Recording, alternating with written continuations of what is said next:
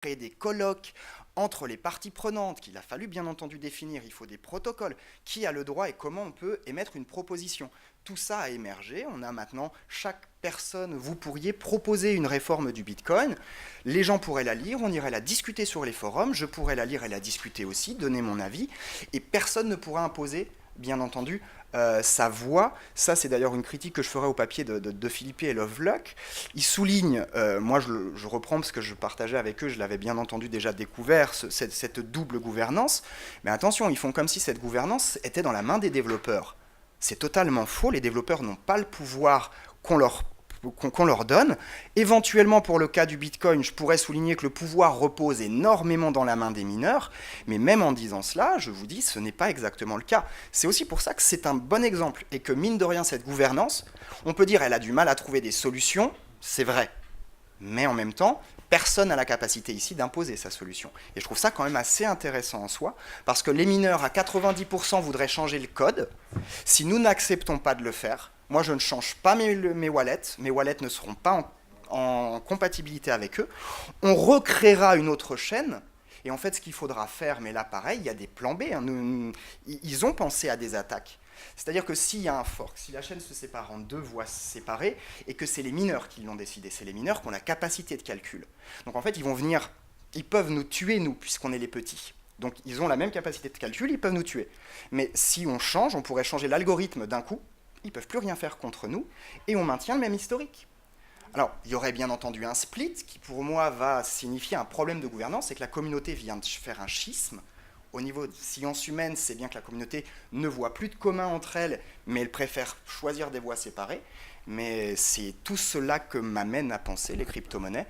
Donc pour quelque chose de très fétiche, je trouve que ça me permet de très bien défétichiser la monnaie.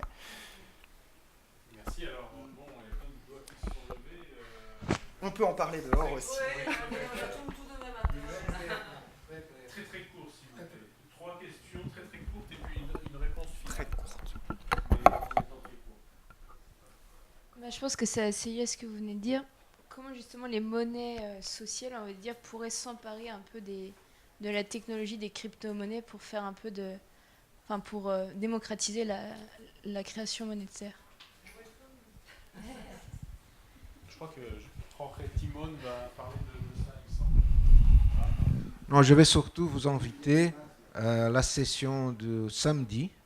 On va discuter cette proposition de l'UNESCO d'une monnaie pour la Media and Information Literacy, pour exactement ce que tu disais sur l'importance de skills, la démocratisation du connaissement, du savoir-faire, de l'informatique et tout ça, lié à des monnaies et aussi à de l'éducation financière populaire aussi. Bon, c'est une invitation et je Avec voudrais plaisir. discuter plus ça avec toi après. Très bien. Merci. Oui, tu as dit, s'il y a une contradiction dans le discours des gens du Bitcoin au début qui était de dépolitiser au sens classique quand même. C'est une communauté anarchiste, de sortir des mains des pouvoirs politiques, État et banques. Évidemment, une contradiction avec la réalité du système tel que... Et sur les monnaies, je voulais savoir si c'est déjà très développé. On est quand même ici en Catalogne. Et le Faircoin, c'est qui doit servir à fédérer l'ensemble des Artac, comment ils appellent ça, éco-chercheurs, etc. Il y a une grande ébullition en ce moment autour de l'utilisation justement de la crypto-monnaie pour faire des monnaies sociales et solidaires. Et dans le cas du Léman est typique. Bon, je vais essayer de répondre collectivement aux trois. Moi, je pense effectivement qu'il y a vraiment cette rencontre du troisième type que j'appelle de mes voeux, parce qu'on a des solutions techniques qui sont éventuellement très peu coûteuses. On a, encore une fois, des algorithmes aujourd'hui. Enfin, moi, les solutions qu'on a trouvées aujourd'hui, je vous présente des crypto-monnaies, j'en ai aucune auquel mon cœur adhère parfaitement. Par contre, je vois de nouveaux algorithmes qui émergent. Je sais qu'un professeur du MIT vient de sortir Algorand, qui permettrait à chaque nœud d'être totalement symétrique aux autres. Il n'y aurait plus de mineurs, on serait tous... on recevrait tous les récompenses, etc., etc. Enfin, il y a beaucoup de choses qui se font en ce moment. Ce qui m'intéresse moi, et ce qui... Alors bon, le Faircoin, je vais regarder un petit peu. Le problème, c'est qu'il y a très peu d'informations. Là aussi, je viens du Bitcoin, je viens de ces grosses crypto-monnaies, et a émergé aussi des critères de validité. Je les ai pas. Très peu d'informations sur leur site, on voit pas grand-chose, leur explorateur, j'y ai pas accès. Donc là, moi, ça commence à me gêner. Et puis pareil, ils l'ont pas créé de toutes pièces, ils l'ont racheté d'un côté. Donc j'ai tendance à penser qu'on pourrait créer effectivement une belle blockchain, bien pensée, sur laquelle pourraient éventuellement se connecter différentes monnaies. Rien n'empêche d'ailleurs de penser que différentes expériences locales viennent à se connecter entre elles via des conversions spécifiques. Et ça, c'est toute la question des sidechains. Alors, on est là face... C'est pas de la science-fiction. Les premières émergences sont là. On a le Lightning Network qui est en train d'émerger sur le Litecoin. Enfin, tous les chiffres que je vous ai donnés dans mon papier sont nuls et non avenus. Et ça fait 3 semaines qu'ils ont été mis.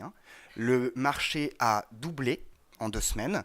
Vous avez des monnaies qui ont émergé parce que le Bitcoin, avec cette incapacité qu'il a à vouloir trouver de bonnes solutions, fait que ces shitcoins deviennent de plus en plus intéressantes. J'ai toujours été très intéressé de ces choses-là parce que moi j'aime le pluralisme et je trouve que cette monnaie offre cette voie de pluralisme. Mais j'en conclurai là-dessus. Attendons de voir ce qui s'y passe. Agissons aussi.